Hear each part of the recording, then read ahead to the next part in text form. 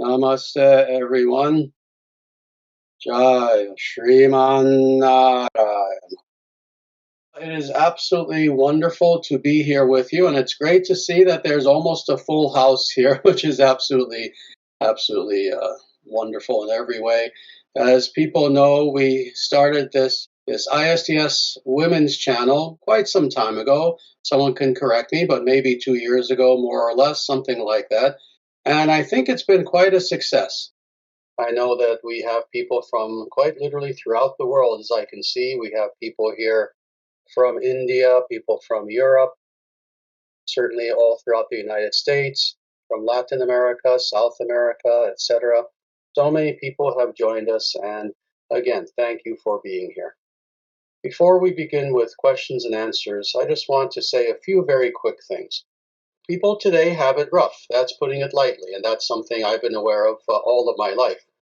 That as history progressed the entire time that I was alive, life became more and more of a challenge for everyone in various ways. And today, especially, life is often challenging, even materially, even as far as just being within this world.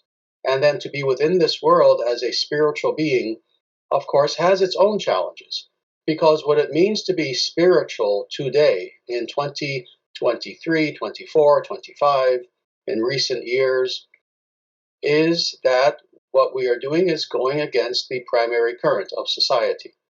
We know society itself has been becoming increasingly materialistic, and in every way, from just self-centeredness, commercialism, consumerism, everyone just wanting to buy, everyone wanting to become, as Andy Warhol said, that everyone wants their 15 minutes of fame. Everyone, not everyone, but so many people are striving to become media personalities, influencers, etc., etc.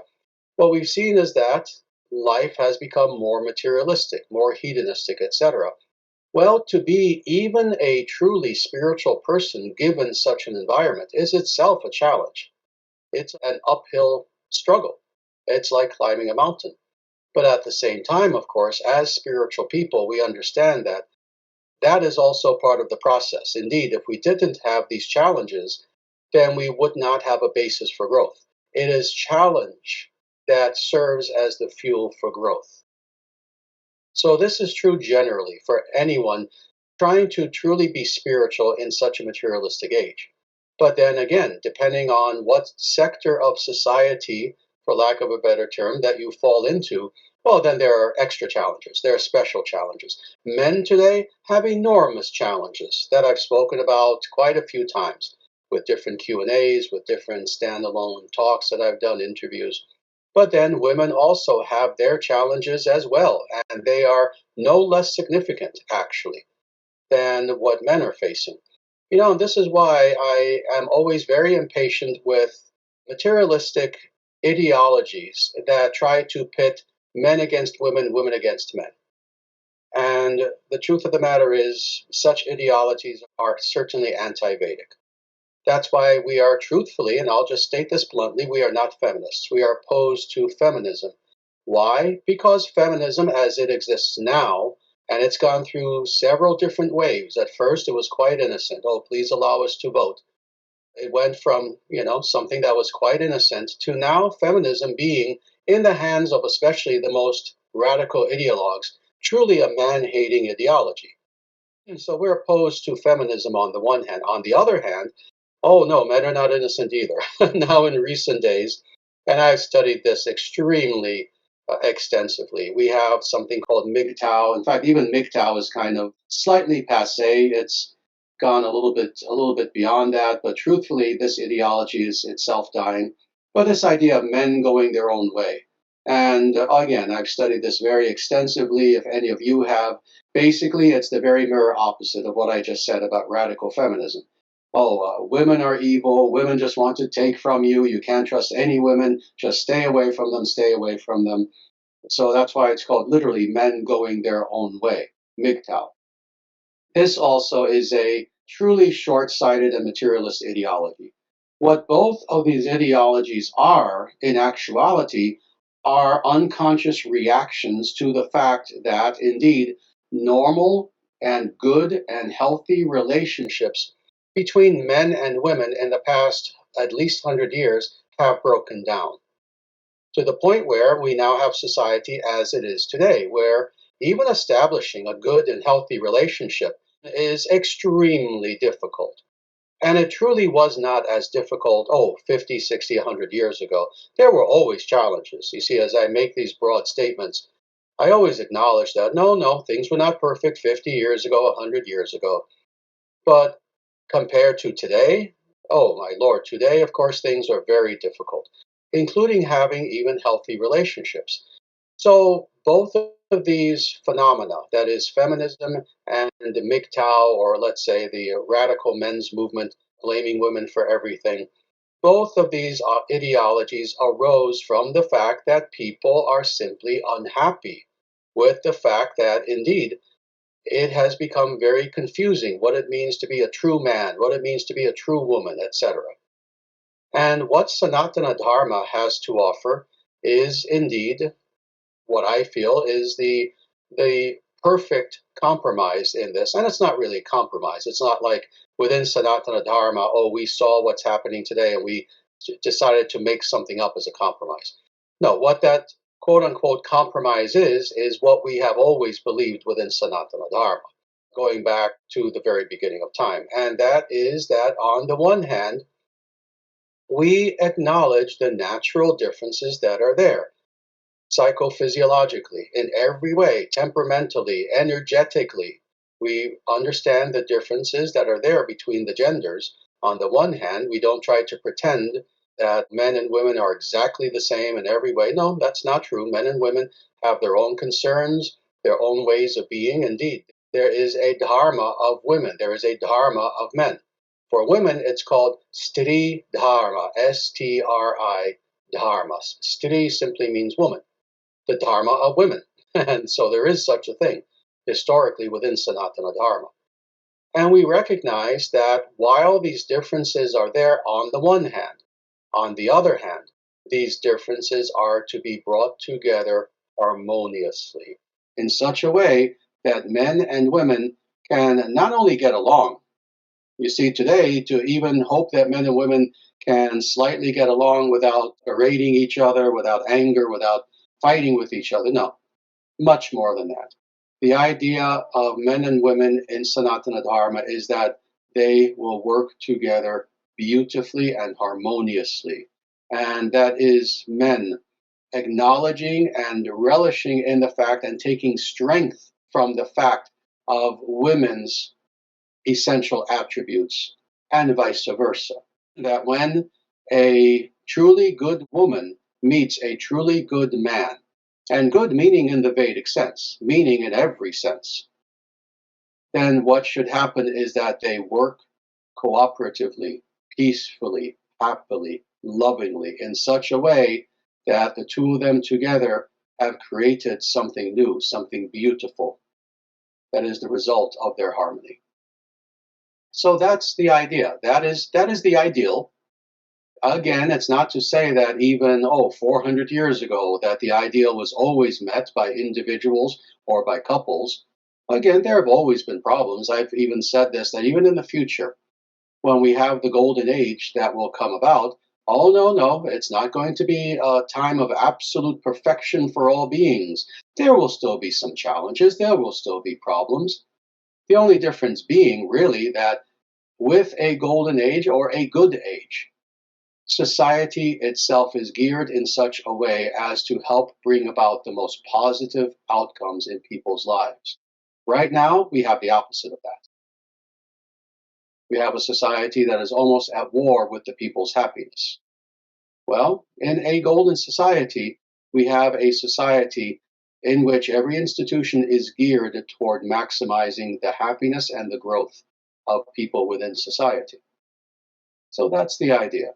So as people know, so important was it to me to address this aspect of Sanatana Dharma, what is called Stri Dharma, to the point where I even wrote a book called The Shakti Principle.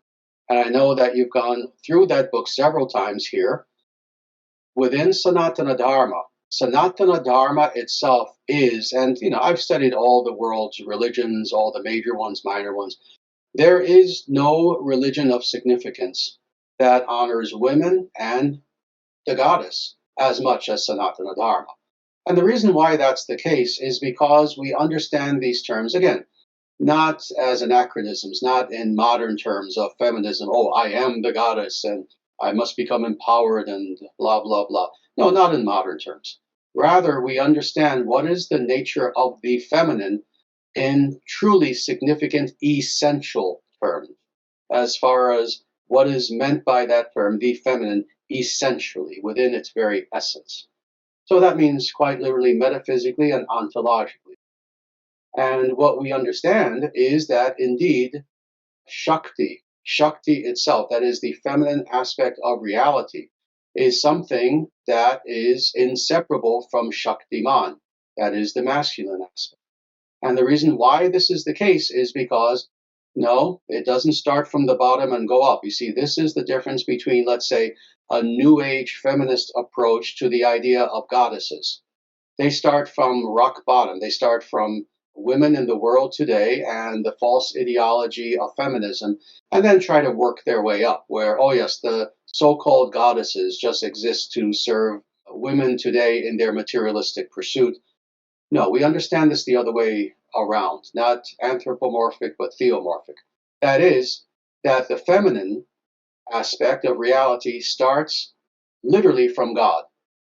This is why the highest name for God is two words, Sriman Narayana. Two words put together. And it's an interesting thing. Even in the name itself, you see what is the metaphysical principle. That is, that even in God's name, there are two words that are really considered one. You don't just say Shriman. You can, and that's been done before. There's nothing wrong with that. And you try not to just say Narayana. Again, the same thing. Even within the scriptures, you see Narayana, the word alone. But truthfully, when we are being very strict and we are speaking of God in the highest and the highest name of God, we say Shriman Narayana. And even in pronouncing it correctly, you see how there's not difference. So, for example, if people really listen to how I say that, I say it Sanskritically correctly. That is, that you hear the last N of Shriman and you hear the first N of Narayana. So it's not Shriman Narayana, as, oh, let's say an American would say it. Rather, the correct Sanskritic way of saying it is Shriman Narayana, as if it is one. And this in itself, of course, points to many things. Shriman is indeed the feminine aspect of God. This is Lakshmi Devi, Mahalakshmi. And then Narayana is the masculine aspect of God, or God himself.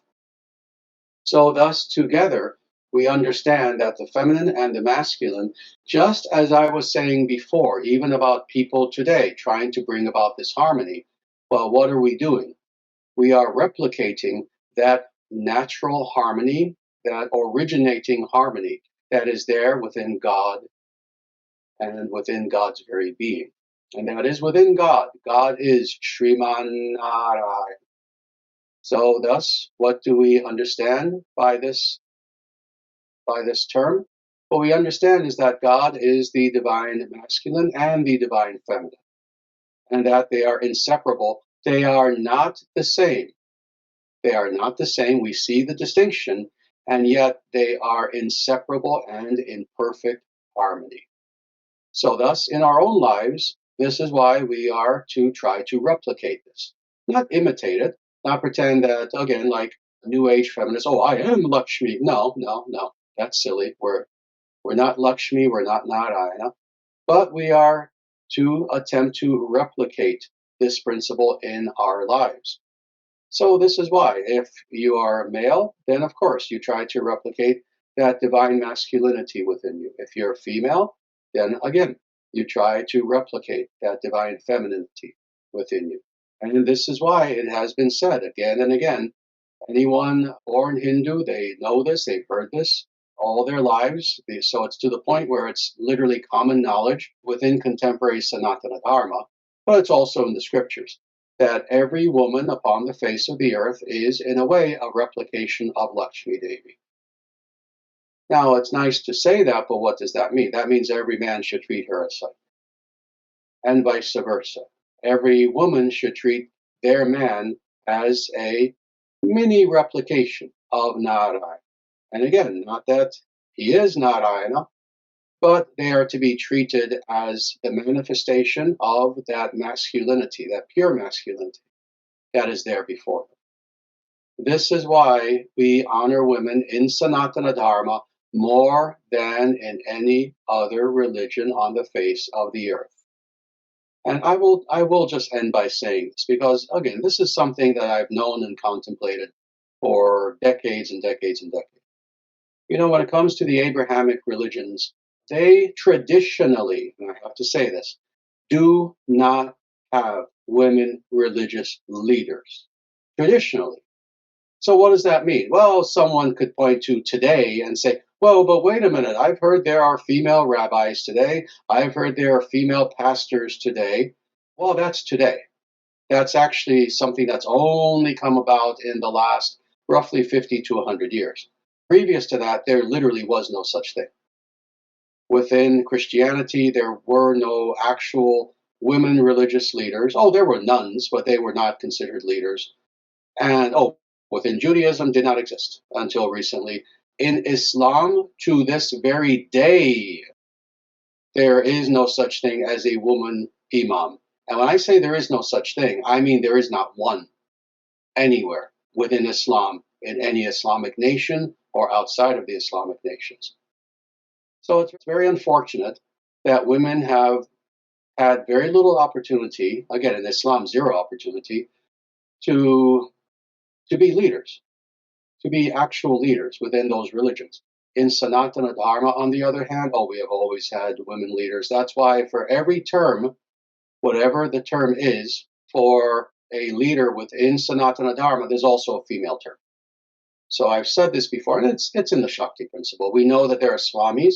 Well, there are also swaminis. There are also female swamis. And for acharyas, there are also acharyas. Long A on the end. All the A's are long.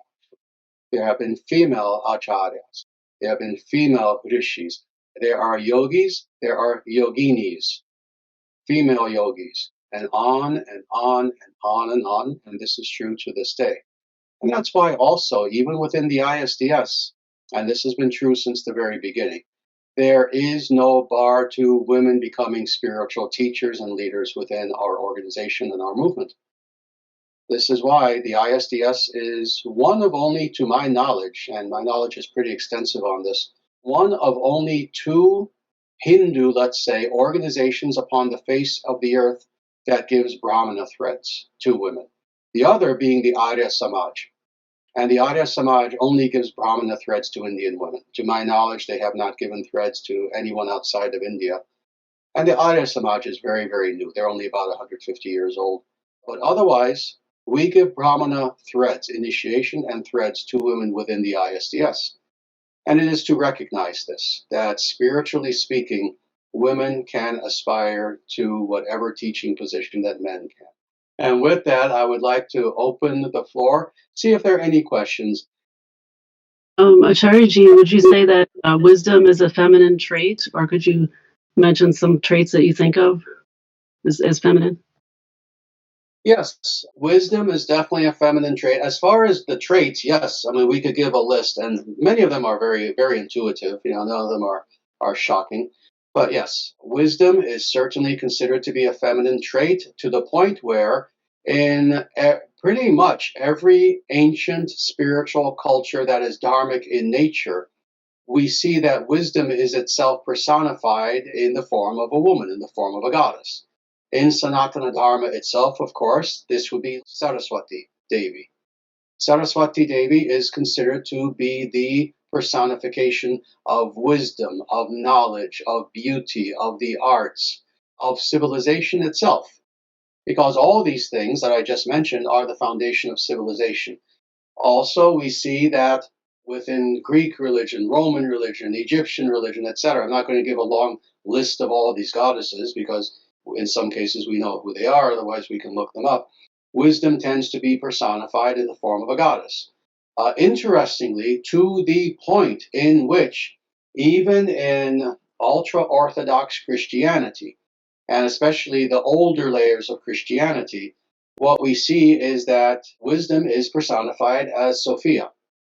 It's very interesting. This is an aspect of Christianity that many people are not aware of, and that is that when you go to the extremely early layers, meaning the first 100 years of Christianity, it was recognized that they wouldn't call her a goddess, but they still would call her different things. They would call her an angel. They would sometimes equate her with the Holy Spirit, where they acknowledged Sophia as the personification of holy wisdom. So, yes, this is certainly one of the traits, and I've mentioned a few others. Beauty is also considered to be a feminine trait, and beauty not just meaning in the physical sense. No, no, again, we always have to think about this from the top down. If ever in doubt, when trying to understand metaphysical or ontological realities, always think from the top down. When we talk about beauty, we're talking about beauty in its essential form as itself a very Shakti, a very power of God. That being the case, beauty is quite literally an energy which, on its lowest ontological level, becomes manifest as physical beauty. So thus physical beauty is the least important aspect. But beauty itself is considered to be a feminine quality. Also, indeed, nurturing. And it's so sad how, of course, with modern feminism, they have weaponized this idea themselves, not even understanding it, but then trying to warp the understanding. Of course, what do modern feminists say? Oh, well, men just say that women are nurturers because they're just little baby children, but little baby boys, and they just want another mother to just kind of take care of them and wipe their nose. No, that's absolute nonsense. That's absolute nonsense. Number one, that denigrates the idea of nurturing. Nurturing is something that really all people should do. Men nurture as well. Men also should nurture. You see nurturing among even animals. It's very important, of course, to understand this, that nurturing is indeed a very important feminine quality. And, nurturing toward all beings. A woman should be nurturing in a healthy way toward her husband, toward her children, toward even pets, actually, the pets of the home, etc., etc. And I can go on, but there are many, many important feminine qualities. And of course, just to end this answer, I also have to say that, of course, there's overlap. There is overlap that is there. So what is the traditional idea? Men are protectors of the household. Does this mean women cannot protect? Oh, you better believe women can protect.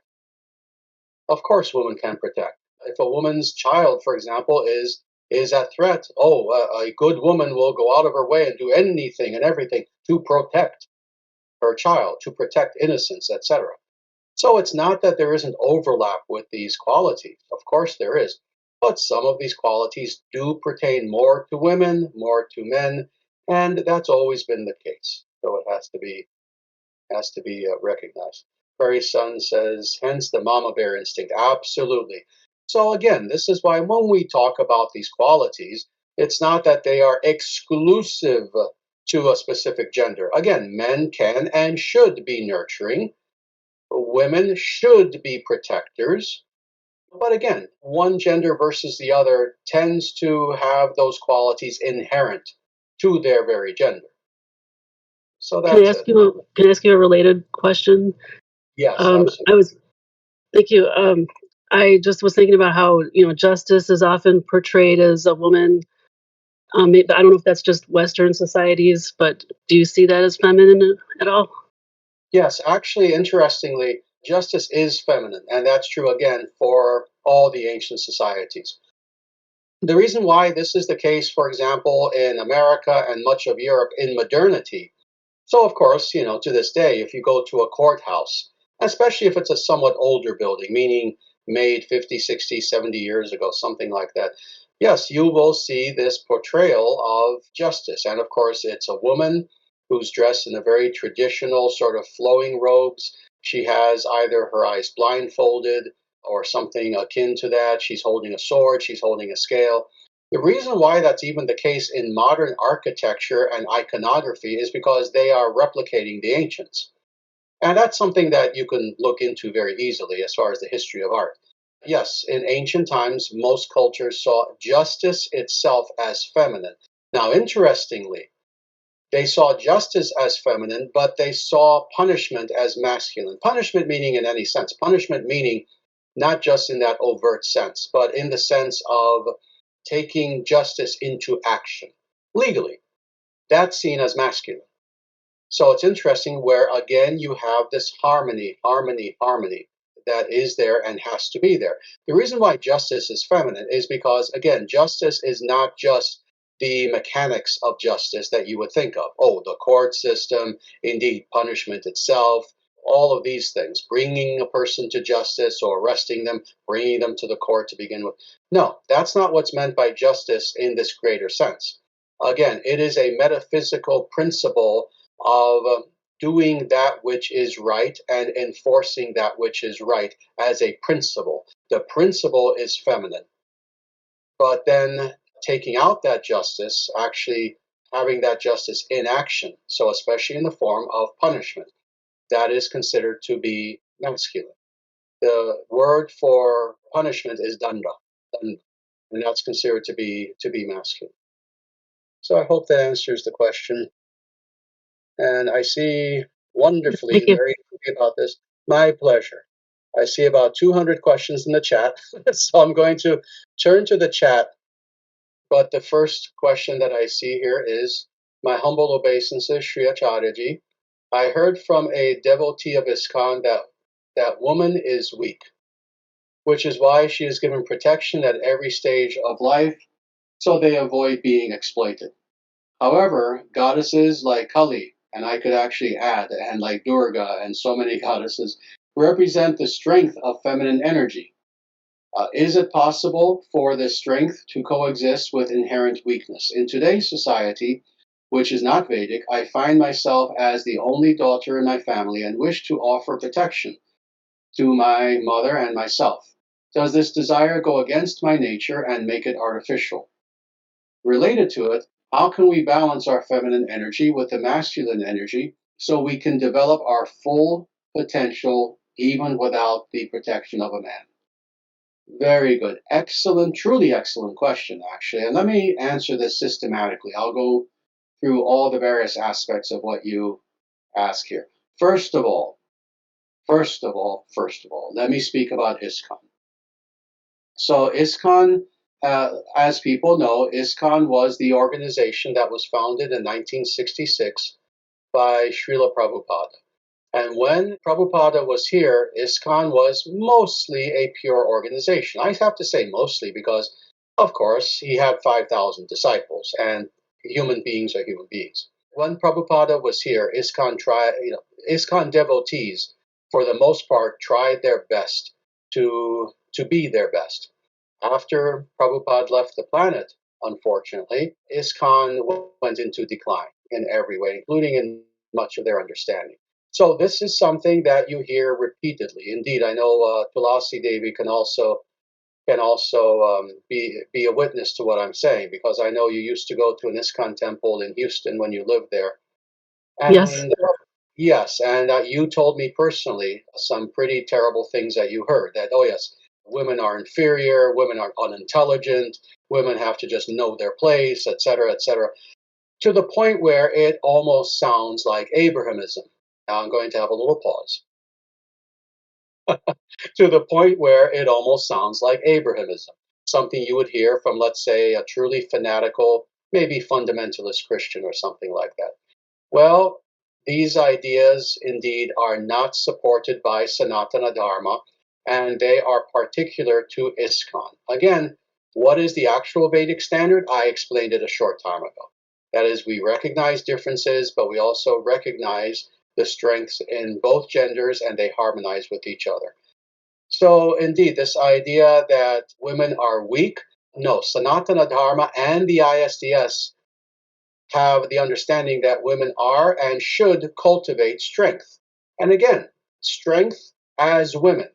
It doesn't mean, as we look at pop culture today, no, not boss girl, not this Hollywood version that, oh yes, women are to be stronger than men, and all these super heroines who one little 125-pound girl can get into fights with men who are twice her size and beat them all up. But no, that's Hollywood.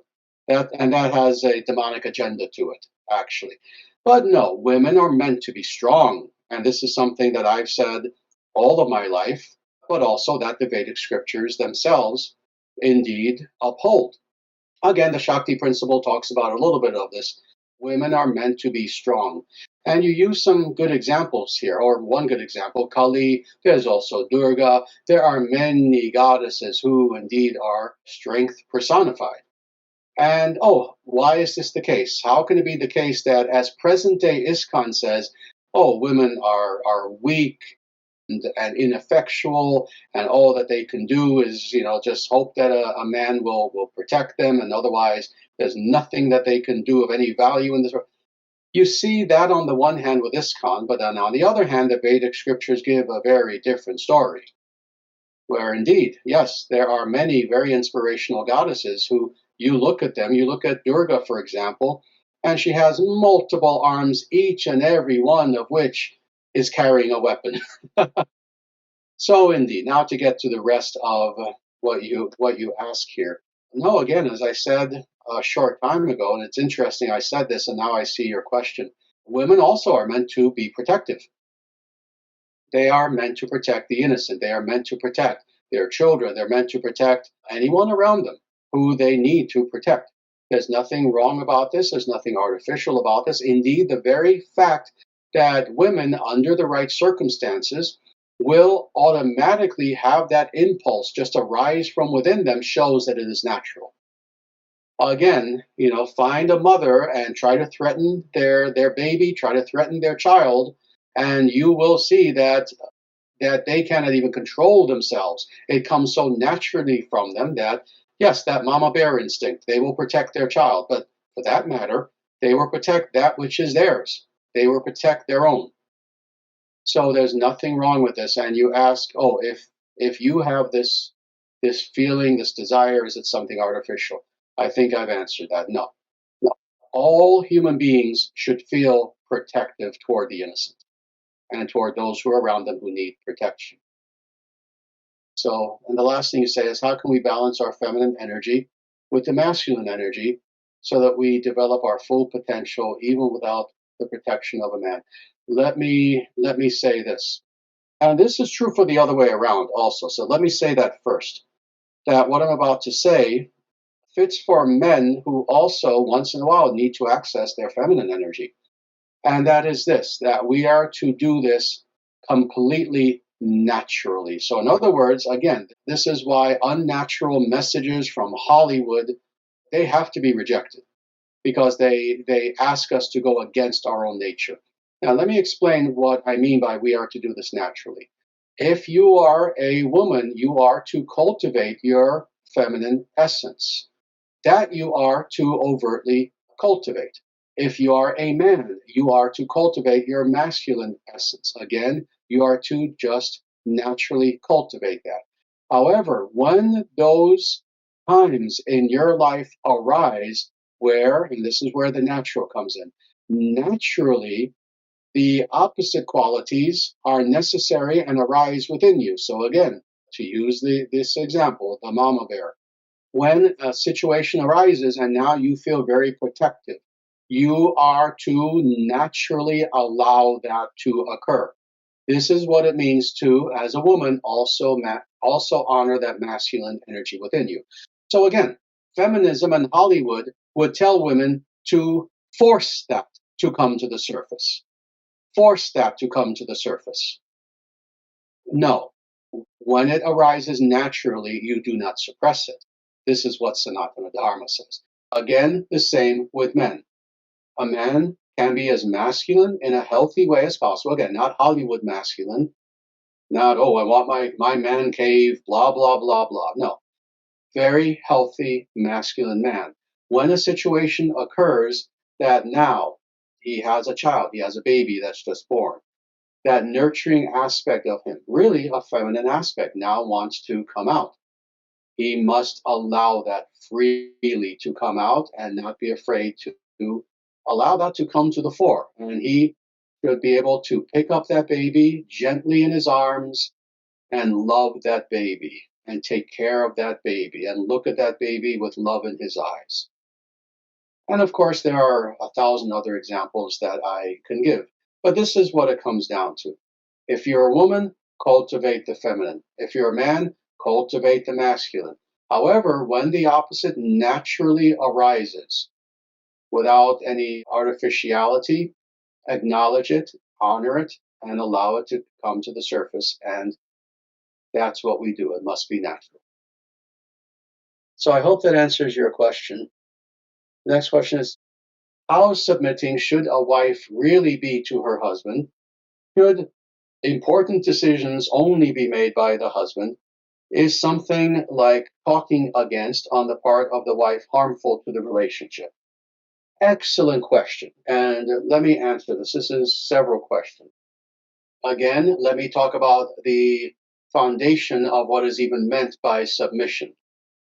And that is first and foremost, the husband and the wife, the man and the woman must submit to God. And truthfully, I don't like this word submit. I like the word surrender more.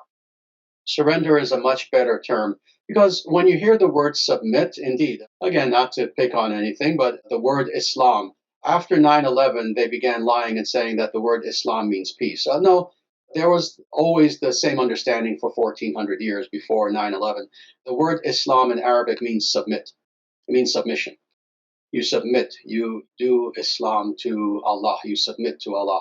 This word submit I don't like because indeed it has this sort of slave connotation that what you are doing is something that is against your will, that there is a more powerful force.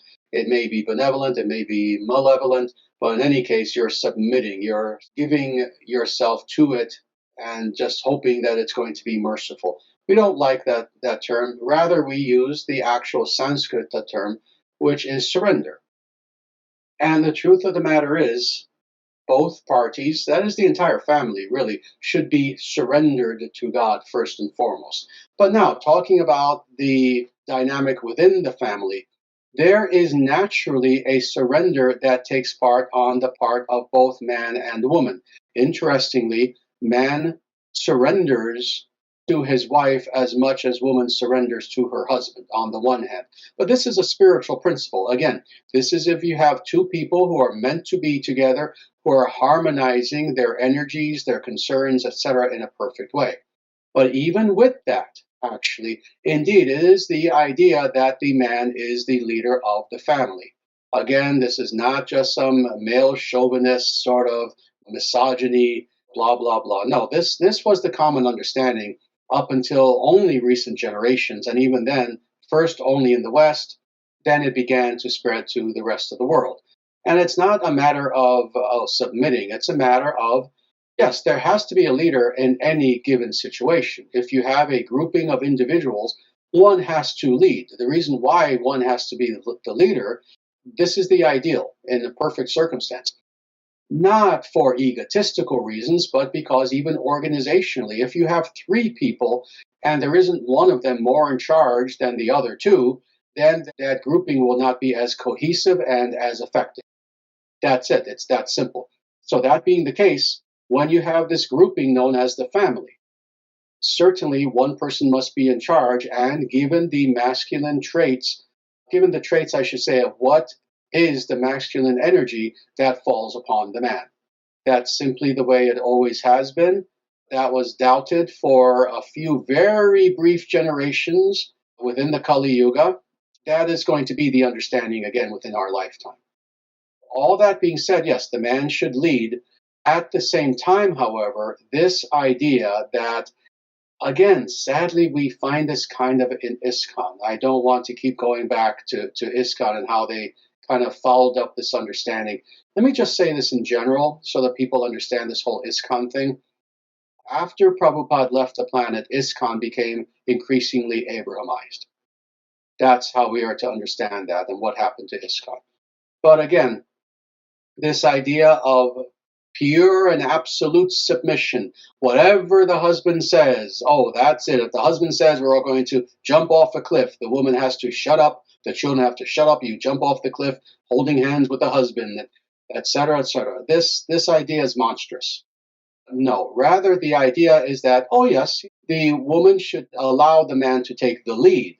But what does that mean? We're still talking about humans, and we're still talking about what is the word that has been missing so far in this dynamic of family and couples?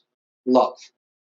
When there is true love, then the man is not threatened by the fact that, oh, once in a while, his wife may have disagreement and say, oh, I understand what you're saying, but can we please talk about this?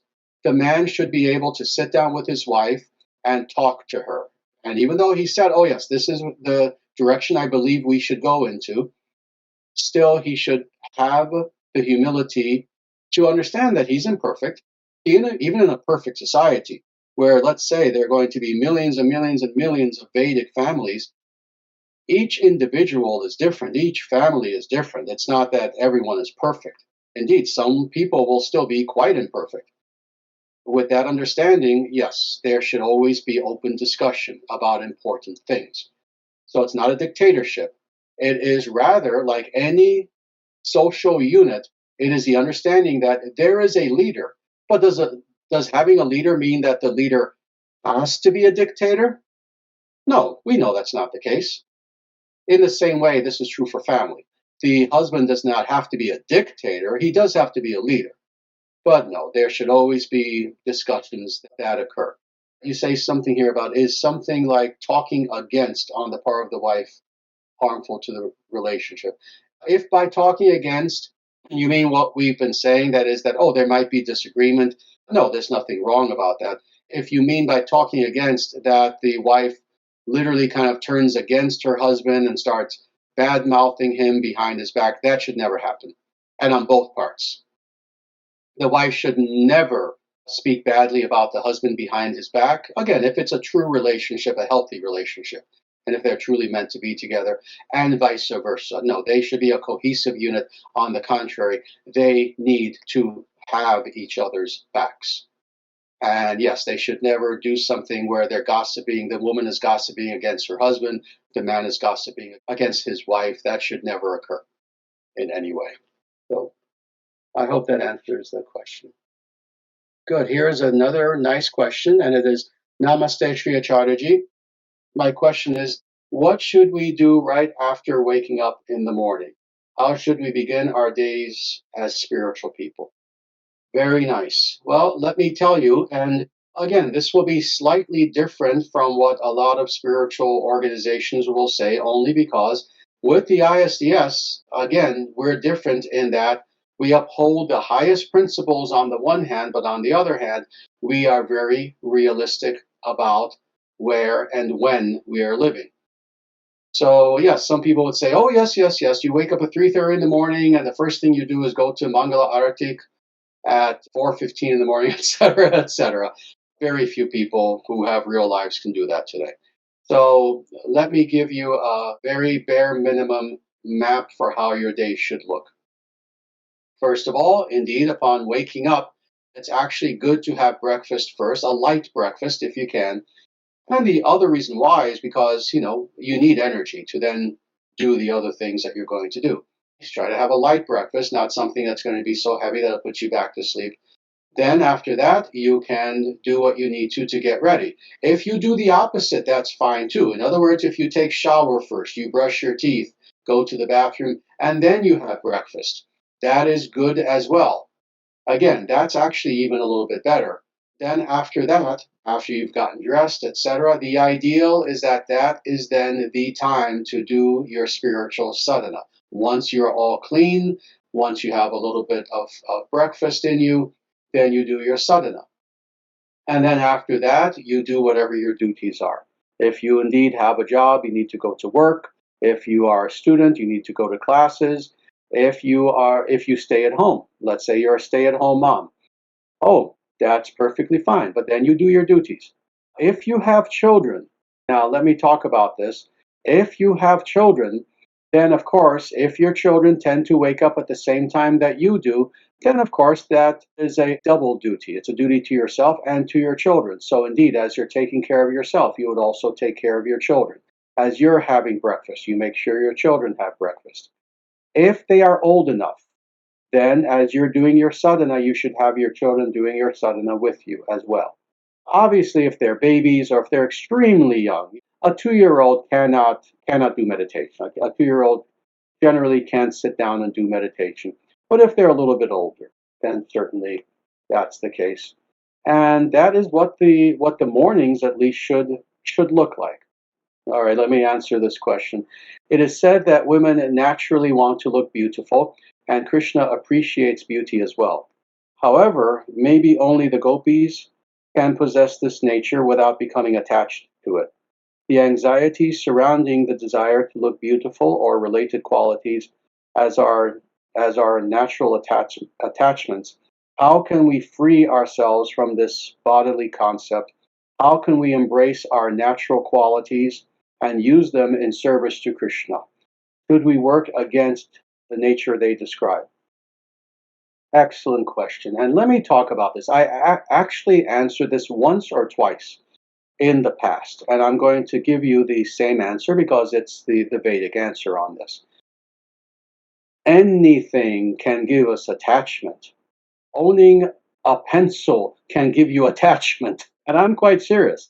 Owning a nice pen can give you attachment on the one hand. On the other hand, the attachment does not arise from the objects or activities themselves, it arises from within. So, in other words, is it possible that a person can have a very nice home, 5 bedroom, 3,000 square foot home? They can have a new car, they can have nice amount of money in the bank, and yet they're really not attached. Oh, that is true as well. So, the problem is not the external that causes attachment. Rather, it's the internal.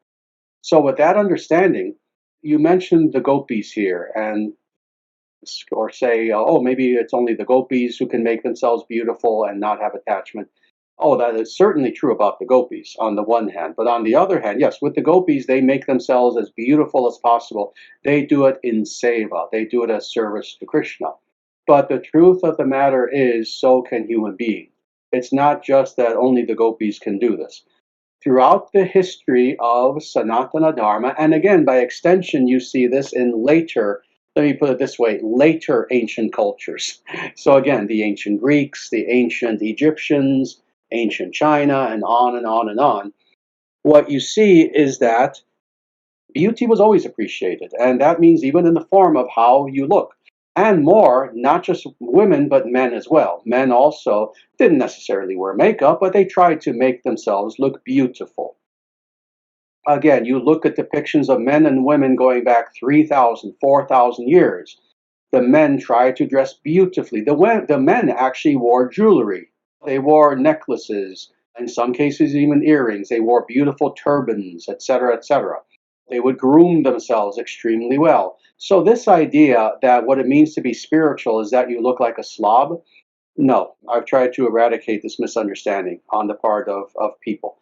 Both men and women can do everything in their power, well, within reason, to make themselves look attractive and still not be attached. The reasons why a person should do such a thing, whether it's women wearing makeup, whether it's men dressing very well, keeping well groomed, not just having bushy beards, but groomed beards, their hair in place, etc. The reason why a person should do such a thing is first, dignity, self dignity. That's the first thing. The second thing is as a manifestation of etiquette and civilization. You see, we understand that when we have high civilization, well, what does that mean? That means that even how you look is a part of etiquette. So this is why you're going to go to an important function, whether it's something spiritual, something civic. Well, you don't go there looking like a slob, but out of respect for that function, you try to make yourself look your best. When you're a part of a true civilization, This is part of the etiquette, is that you indeed try to dress your best, not to show off, not out of egotism, not with the idea of, oh, I'm going to attract people, I want to attract the opposite sex, etc. No, it is with the idea that I am dignified and I am showing respect to others and to this society. Also, let me say this now, getting back to the spiritual. Another reason why in truly ancient Vedic civilization, meaning, 5,000 years ago and more, why people often had usually had an enormous respect for the aesthetic aspects of reality is because they also saw that as worship. They saw this as an acknowledgement of what I was saying before, not just beauty in the outward form sense, but beauty itself as a manifestation of God and the energy of God. This is why, what to speak of makeup, what to speak of dressing nicely, what to speak of wearing different jewelry, whether you're either a man or a woman. When you lived in a Vedic culture 5,000 years ago or more, you surrounded yourself with beauty. Not just that you made yourself beautiful, you made your home beautiful. The cities were beautiful. We still have remnants of the truly ancient Vedic cities. Angkor Wat being one of them. People forget that was a Vedic city in Cambodia. And there were many throughout Southeast Asia, in Central Asia, in Mesopotamia, actually all throughout the world, not just India. When you look at these cities, even if they haven't been inhabited for 1,000 years, 500 years, whatever, you can see that they were created to be beautiful. The temples are beautiful. You go inside the temples, and every square inch is filled with beauty, with sculptures of the gods. You look at the outside of these temples, whether in South India, there used to be thousands year old temples in North India. They were destroyed, but if you had a chance to see that, you would have seen temples that were covered in beautiful art every square inch. So, why is this the case that in Sanatana Dharma we surround ourselves with that which is aesthetically beautiful? So, again, we do this not just with ourselves, but with everything surrounding us. And why is this the case? Because what we are trying to do is to acknowledge that the spirit is beautiful, that God is beautiful, and that beauty itself is not something that is materialistic, but is actually spiritual. Can beauty become materialistic? Oh, yes. When, again, one's appreciation of so-called beauty is only the exterior, then it's materialistic. And when you want to possess beauty, that is literally grab it and own it, versus acknowledge it and respect it and worship it. Now, with this last part, how does this now, let's relate this to human beings. You can see men who, they see only the external form. They see quote unquote beautiful women and they just chase after them with the idea that they want to possess them. They want to own them. Versus men who have a deeper understanding and they will acknowledge the beauty of their wife and they are always in awe of that beauty. And they almost worship that beauty from afar. You see the difference. So this is true for ourselves as well. We can appreciate beauty in a materialistic way, or we can appreciate beauty in a way that is spiritual. And this is something I can talk about for a long time. I'm going to stop here. I've said this before. At one point, I want to write a book about Vedic aesthetics and what is the nature of beauty from a Vedic philosophical perspective. And it goes so deep, it is amazing, and nobody has written about this really at all, but certainly as extensively as I would like to in the future. But that will come in the future. The question is, Namaste, Sri Acharyaji. Is a woman's menstrual cycle to be seen as unclean? Are we to avoid any altar worship or even japa meditation during this time? Namaste. A menstrual cycle is unclean. There's no way around this. There is no traditional culture that does not recognize that fact. The Abrahamists even recognize it somewhat, but they don't really make a big deal about it. But certainly non-Abrahamic cultures of the past certainly do recognize this. Now we have to understand what is meant by unclean, and in a again a real way, a Vedic way versus just some superstitious sort of way. Because again, with the Abrahamic understanding, of course, is that the menstrual cycle itself goes back to Eve, and it was a punishment, etc. And as a result, a lot of people don't know this, but you see this a little bit less in Christianity and Islam, but you do see it.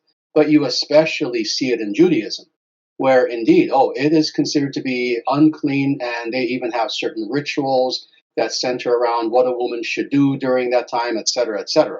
So this is why indeed this is something that's universal. Now, what is meant by unclean? Again, it's not to be understood in some superstitious way. It's not that it's an evil. No. In Sanatana Dharma, we understand that this is a part of nature. Indeed, let me just say that a woman's menstrual cycle is Dharma. It is dharmic because it is a part of nature.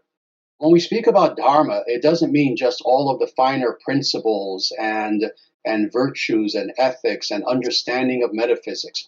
It means quite literally nature. When you see all the occurrences that occur, oh, in the jungle, in nature, etc., the occurrences that happen with ourselves as human beings, this is all dharma. This is all a part of nature itself. So it's something that's natural, but at the same time, it is something in which the body is purging itself, and necessarily so. And that being the case, anything from inside the body that comes to the outside is considered to be something that we are to avoid. That's true even medically, whether it's blood, whether it's, again, anything that is within the body that then is expelled. It's something that potentially could have bacteria and all other sorts of dangerous things. So even physically, it's considered to be something unclean. But during this time of the women's menstrual cycle, interestingly, rather than women having to be put out of society, banished from society, etc., it's actually understood as a time of very respectfully allowing women to be unto themselves in a way. Because it's a time of great contemplation for women. It's a time when women are becoming especially in tune with what's happening within them. It's a time when, oh yes, women's moods even change. And that being the case, it's understood that, oh, this should be several days, 5 days, 6 days, whatever it is, in which women should be allowed to be more on their own and to experience this.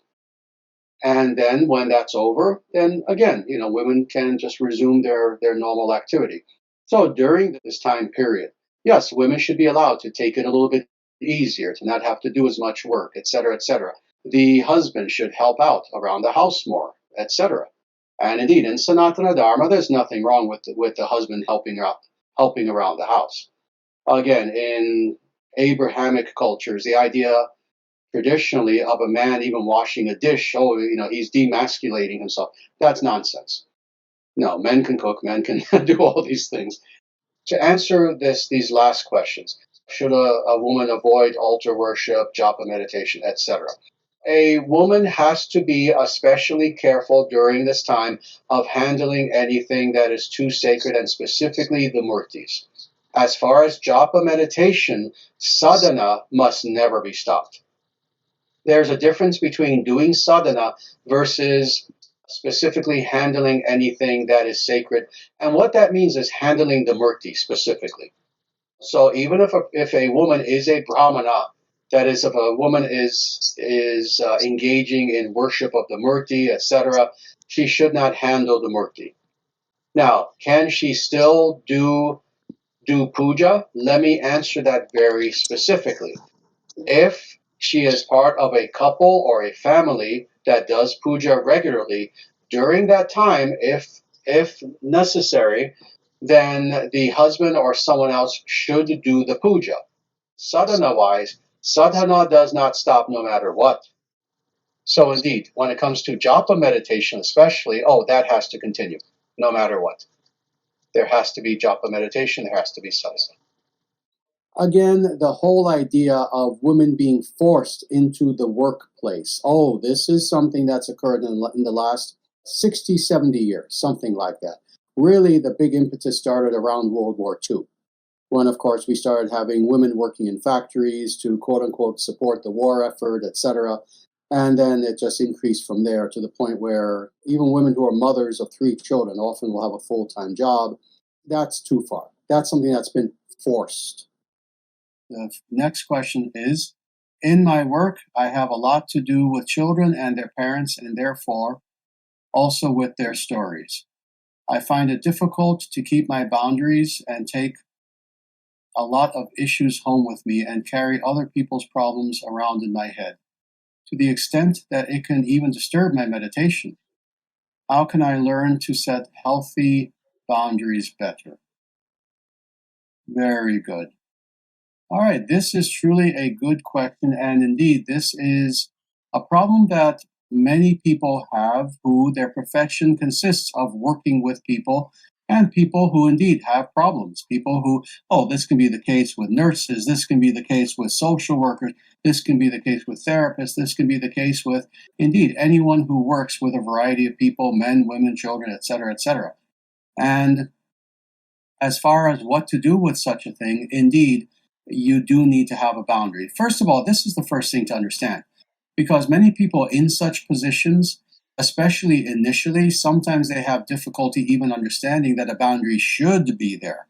And many people indeed will allow themselves to bring the things that they have heard on the job home with them to the point where it's still there on their mind, etc., and they think that that's natural. First of all, yes, you should separate both worlds. It's something that's very important. All that being said, yes, how does one do this? Because it is very difficult. When you're dealing with any sort of serious situation that's occurring on the job, very naturally, when you get home, it's difficult to just allow that to go away. One thing that I would say that is helpful for people, and I know this for a fact because I've known many people in such professions, and they will also have this problem. Let me tell you what many people will try to do is to have a clear transition and distinction between both worlds. So, in other words, if you can do this, if you have the time, what I would do is when you leave work and you come home, have there be a period of time, again, however much time you can afford, that whether it's half an hour, 20 minutes, an hour if you can, where you use that time for yourself to thoroughly decompress. Now, this is not sadhana. This does not include sadhana time. Indeed, you should be decompressed when you do sadhana. So you want to try not to overtly use sadhana to decompress. Oh, it will help you to relax. But again, that shouldn't be in your mind why you're doing sadhana. But rather, you should have that period of time where you do something very relaxing. Oh, if you, depending on what time you have, take a bath. Take a wonderful bath, with the bath bombs and candles around you. Even watch something. Yes, there's nothing wrong. Not a TV show. Try to watch a film that's beautiful and inspiring. Take a nice walk if you can, even for 20 minutes. Take a walk someplace with as much nature as possible, even if it just means in your own neighborhood. And breathe. But you do something like this as a transition in between these two worlds. You have your work world and then your world at home. Try not to just jump from one to the other, but rather have that period of time in which you are focusing on relaxing. Relax your mind, relax your body, and try in a relaxed way to make a conscious effort. Even say this to yourself, within your own mind. I'm taking this time to now leave that world behind. And now I'm going to relax. I'm not going to think about any of this. And literally say that to yourself, because this is a type of training. I've said this before. Self-talk is Vedic. This is not just some new age, pop culture, pop psychology sort of thing. No, actually saying things to yourself, to remind yourself of things, etc., within your mind, is something that is quite effective. So try all these things, and then now you go on with the second part of your life, and that is your home life. Now you do your sadhana. If you're doing it after work, again, if you can do it in the morning, that's wonderful. But let's say you're doing your sadhana in the evening, as many people do today. Now you do your sadhana, now you have dinner, now you do all these things, you are with family, etc., etc. But you try to do them in such a way that now you feel that clear transition. Work life is behind you, now it's home life, and that includes spiritual life. And then inevitably you go to sleep and you try to do the same thing the next day. If you try this every day, like with anything that is a constant practice, it will become better and better and better. And it will come to the point where this will, in a very practical way, give you that detachment that is necessary, such that you can leave work behind, literally become detached from it, and now go on to the rest of your life. So try this as a practice. And again, how much time you have as that intermediary, that's up to you and your practical life. Some people can only spare 20 minutes, some people can do an hour. But with whatever time you can, try to do this. And I hope that that helps. But here is another question, and I will answer this. Should something like punishment, by which, of course, I don't mean chastisement or shaming, be an option in bringing up children? Again, I'm going to answer this in a very honest, very blunt, very open, very Vedic sort of way. Yes, even in bringing up children, the idea of punishment is indeed something that is there on the one hand. On the other hand, we do need to understand what is meant by that. Because when we talk about punishment, quote unquote, oh my Lord, this can cover an entire universe of different things. From indeed, giving a child a harsh look to, of course, the extreme of hitting them all the time, etc. So we need to talk about this. First and foremost, children, really anyone, any living being, but certainly children we're talking about right now, should never under any circumstances be abused, and there's never an excuse for abusing children. And what is meant by abuse? Oh, I'm not going to give a strict definition, but basically going overboard in such a way that you are punishing them to a degree that far outweighs what they've done to deserve any sort of punishment. Children should never be abused in any way that is harmful to them. The idea is that everything that you do with a child should be to help them grow in every way. Now, with that understanding, that abuse is out of the window. Now, when we talk about punishment, physical punishment should be avoided at all costs. There's really no reason for it. Children are all different. Some children, from the moment they're born, all throughout their childhood, are like little angels. Others are an enormous challenge, and we all know this. Anyone who's been a parent, knows this. Children are different. There are some children who it seems like every 3 minutes they're trying to do something to seemingly kill themselves or hurl themselves down the stairs or do something. So children are all different. But corporal punishment, that is hitting children, should be something that does not occur. Now, other forms of punishment, timeouts, sending a child to their room, things like that, which is really another extended timeout. Taking something away from the child, they're really, really not listening, and repeatedly you have to repeat the same thing, and they're showing contempt, etc. Oh, to take away something, a toy or something like that, just as some sort of way of showing them consequences. Yes, there's nothing wrong with that. Indeed, living beings learn in a variety of ways, including reward, but including consequences. Human beings, living beings, do need to learn consequences. What it means to learn consequences is simply to learn cause and effect.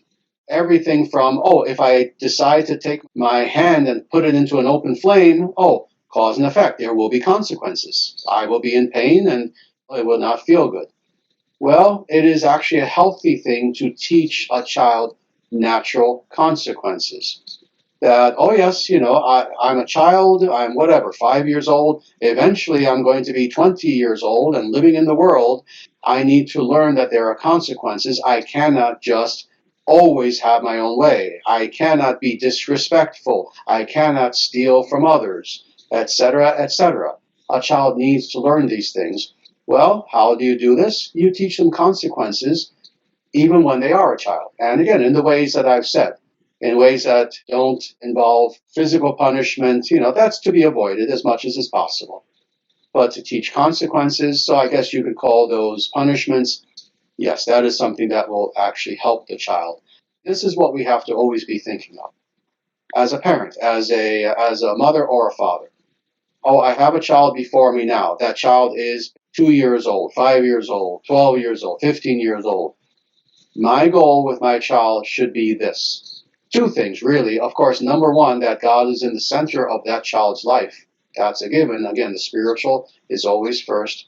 But secondly, that once my child is an adult, he will have had every single tool, especially inwardly, that he needs to be successful and happy as an adult.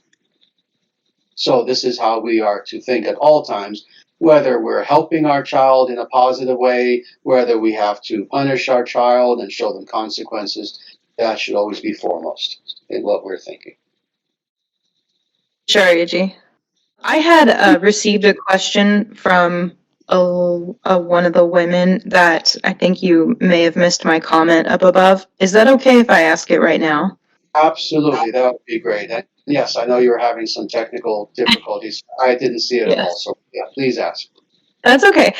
So the question is, in the case of arranged marriages, if someone gets only two options, either to marry someone who is not a Vaishnava and materialistic, or to remain unmarried, what would the better option be for a woman? It's amazing how warped and self-serving the media has been. Of course, when we think about arranged marriages, the media, and for a long time, not just the media, but the media stretching back 100, 150 years, always gave us this idea that, oh, arranged marriage is just a Hindu thing. No, I'm Italian. Arranged marriages existed in Italy even 50 or 60 years ago. Arranged marriages has been the norm universally throughout Europe, in China, in Japan, in many cultures throughout the world. That was actually the norm. And this idea that, oh, this is a Hindu thing, and all the rest of us, all the rest of the world was quote unquote enlightened, and we never did such a thing. No, the whole world had arranged marriages. And you also had both. You had arranged marriages and voluntary marriages as well. You also even had voluntary marriages in Hinduism as well. And I'm using the word Hinduism specifically. So you did indeed have both. However, the norm was that marriages were arranged by the parents. And again, this universally the case. But let's talk about this now within the context of Sanatana Dharma. So yes, the ideal is this. And again, let's talk about the stereotype versus the reality. The stereotype about arranged marriage is that you have a child, and as vicious dictators, somehow the parents get together and they determine, oh yes, my son, my daughter is going to marry this stranger, and that's it. And we don't care about our child's happiness, and that's it. They have to get married when they're ready to get married. Otherwise, they'll be ostracized and punished. That is an absolute caricature. Number one, using common sense. We understand that we're talking about the parents of these children. Who loves, who cares about, who looks out for the interest of those children better than their parents do? So this is not some crazy, arbitrary, dictatorial thing. The parents want the child to do well. That means that even materially, oh yes, they want them to marry someone who is doing well, who is economic feasibility for when they are ready to get married, etc., etc. Someone who has a lot in common with them. That's the other thing that people overlook. When it comes to arranged marriages, interestingly, people have this crazy idea that, oh, the parents couldn't care less if the two people have zero in common. They can be literal opposites. No, actually, traditionally, that's one of the reasons why they have arranged marriage. They want to make sure that the two people concerned, the boy and the girl, that they are from the same community. They share the same religion. They have the same values. They have the same interests. Oh, yes, even hobbies, even likes, dislikes, etc.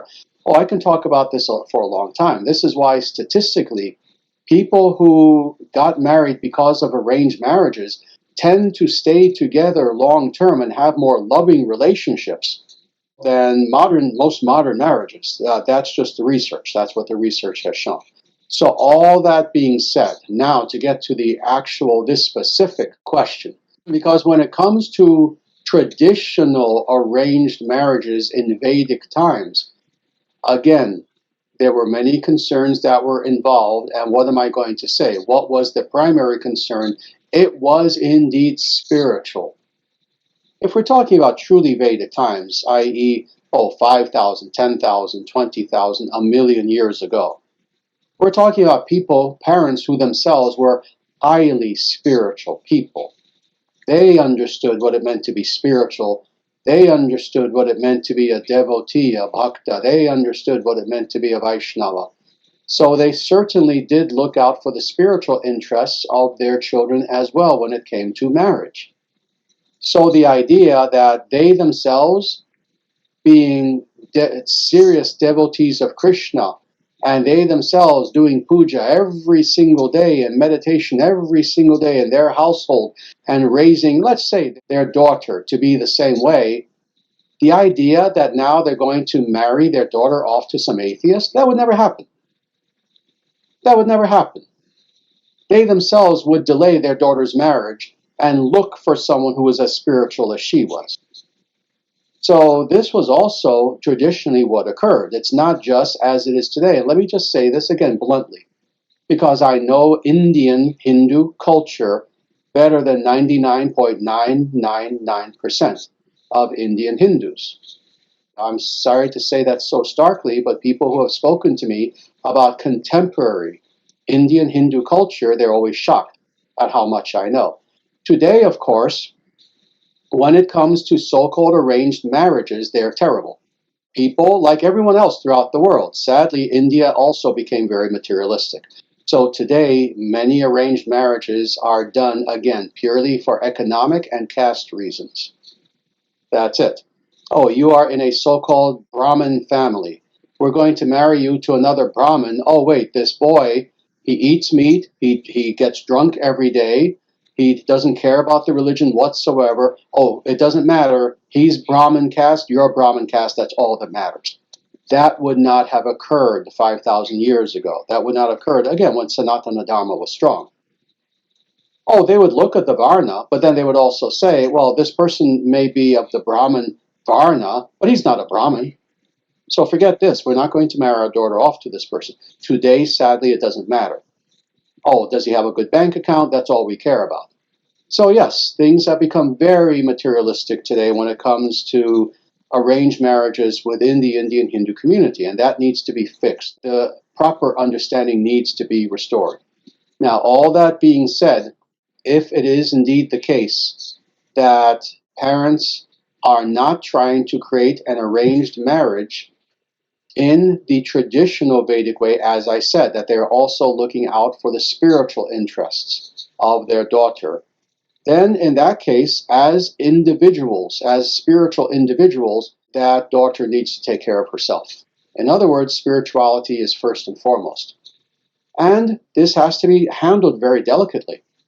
Because again, this is one of these areas in which we have different ethical principles colliding with each other, and that does happen. On the one hand, you need to be very respectful toward your parents. You need to be respectful toward your family. On the other hand, you need to be respectful toward your own soul and toward God. So indeed, also keeping in mind the fact that today, again, everything is up in the air. Like I said, even the idea of arranged marriage has become warped. If it's a matter of, oh, you do an arranged marriage as your Hindu parents want, but you're marrying someone who is not spiritual in any way, versus you choose your own person, but you choose a spiritual person to marry, better to do the latter. Better to do the latter. Why be in a marriage in which the values that you and your husband have are not just contradictory, but practically opposite?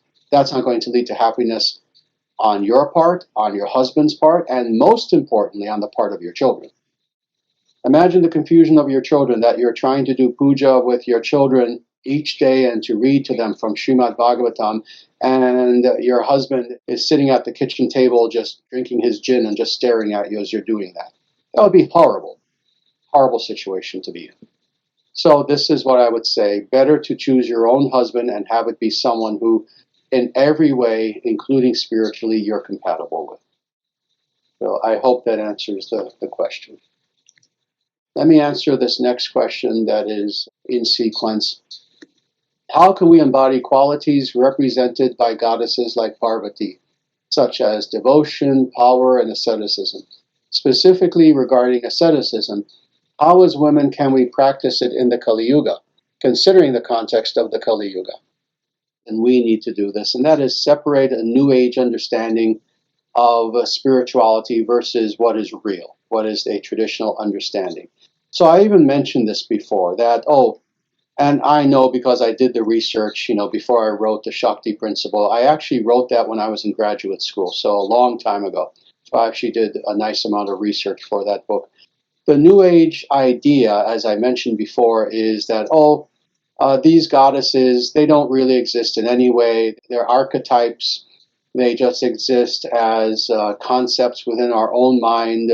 It's not that there is a Lakshmi, not that there is a Saraswati, not that there is a Durga, Parvati, but they're just psychological types, and I can myself become these people and become fully empowered, and just in this very narcissistic sort of way. That is the, again, narcissistic New Age idea. On the other hand, Vedically speaking, indeed, there is the concept and the practice of, as I said before, trying to replicate the attributes of these goddesses within our own lives. That is something very legitimate. So indeed, if you have a specific nature, a specific svadharma, a specific way of being, your own essence, let's say, that you know, yes, this is how I am, and you see the same thing in a goddess, and you want to cultivate that even more so, then indeed, to meditate upon a specific goddess, to recite mantras to that goddess, to contemplate those attributes that that goddess has, with the idea that you will increase that within yourself. That is something that is Vedic, that is yogic, that is very legitimate. That's a legitimate thing to do. Again, but you are acknowledging that the goddess is real, and you're doing this respectfully. Acknowledge that, no, this goddess is real. This goddess is as much a person as I am, even more so. And I must be respectful and not just use her, but pray to this goddess that she will bless me in such a way that I will also acquire more and more the qualities that this goddess shows the world, etc. So in a very respectful way, we can do this. Now, how do we do this? Again, sadhana. There are multiple sadhanas that are available within the Vedic scriptures. This is true in the Pancharatra scriptures. This is true in the Shveta Tantras, the white Tantras, that literature as well. It's there in several of the Pancharatra. There is one work known as the Lakshmi Tantra, for example. That is a Shveta Tantra, what it's called. That is, it's a purely sattvic work. And it focuses on the goddess Lakshmi and how to meditate upon her, rituals for her, etc. So there's a wide variety of literature that's available. Some of it is not translated yet, but much of it is. So indeed, this is what we are to do if we find ourselves attracted to the qualities of a goddess. Very respectfully begin to focus our awareness on that goddess. That's why there are mantras to all the specific goddesses that we can incorporate into our lives. Now, you ask about asceticism. Regarding asceticism, how as a woman can we practice it in the Kali Yuga? Considering the context, you say of karma yoga.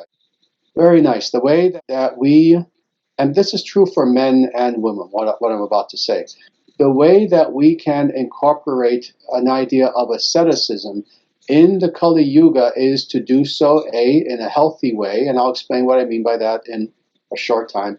B, in a way that is realistic considering the duties that we have today, and C, in a way that is both authentic but also will be effective in our lives. That is doing it for the right reasons. So let me talk about this just a little bit.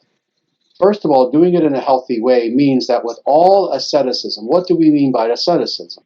We mean tapasya. We mean doing those things that they are difficult challenges, but we are taking them up on purpose such that we can challenge ourselves to grow. That's what asceticism is. So doing this in a healthy way, that means you're doing what I just described. Doing it in an unhealthy way means going too far to the point where it starts to be bad for our health. So, for example, fasting is a good thing. Fasting can make us stronger. Fasting is very purifying. But if a person fasts too much, well, now you're harming yourself. So that's just one quick example. So we're to do this in a healthy way. We're to do it in a realistic way. In other words, people have jobs, people have children, people have duties in the world. You are to incorporate asceticism in your life in such a way that it detracts from those important duties as little as possible. So I mentioned fasting. Oh, doing fasting for a day, for example, can be quite nice. The typical person can fast for 24 hours, and oh, you'll have slightly less energy, especially toward the end, but you can still get your duties done. Oh, if you're talking about a week-long fast, that's different. But you see, here's where the balance comes in. Maybe don't do a week-long fast, because to do a week-long fast and then try to do things at work, that's going to be tough. But could you do a 24-hour fast? Certainly.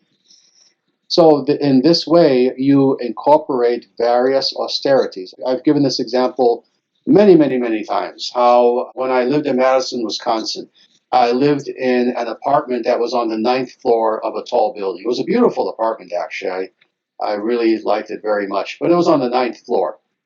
And there was, of course, an elevator, but periodically, as a tapasya, I would say to myself, I'm going to walk up to the 9th floor. I'm going to walk to my apartment. Well, that's a tapasya. And again, in all these little ways, a person can do various tapasyas such that you still are functioning in the world and doing them, again, in an authentic way. And I believe that leads to the last part of what I was talking about. You need to do it for the right reason, with the right motivation. And that is that you should always do tapasyas for God. And this is where karma yoga comes into play. Because doing tapasya, doing any kind of austerity, is a very active thing. Even if you're doing what seems like a negation, even fasting actually is an active thing. You're choosing to do something that is going against what your belly is telling you to do. And that's active. That's not passive. So you may say, well, but I'm not eating. How is that active? In that it is a struggle. It is a challenge. You're going against what your belly wants you to do. So as a result, yes, it's something that you have to struggle to do. But in any sort of tapasya sort of activity, you should be doing such a thing such that God is in the center of what you're doing. You see, with any healthy tapasya, you're benefiting in every way, even so-called materially. When you fast, it's actually good for your health. So it's not that it doesn't have side benefits, but the important thing is that in your mind, those side benefits, oh, that's nice too, but I'm doing it for God. I'm doing it in order to become stronger for God. In that way, it becomes karma yoga. I do think the nuances of women's places and having a really solid understanding of the feminine within Sanatana Dharma is a really important subject for us to understand. And I know we've talked about it a little bit, but I think it would be really great to go in depth into. Because something that I've noticed is that just as somebody who practices Ayurveda, is that there's sort of this parallel between the doshas and how everybody has all three doshas.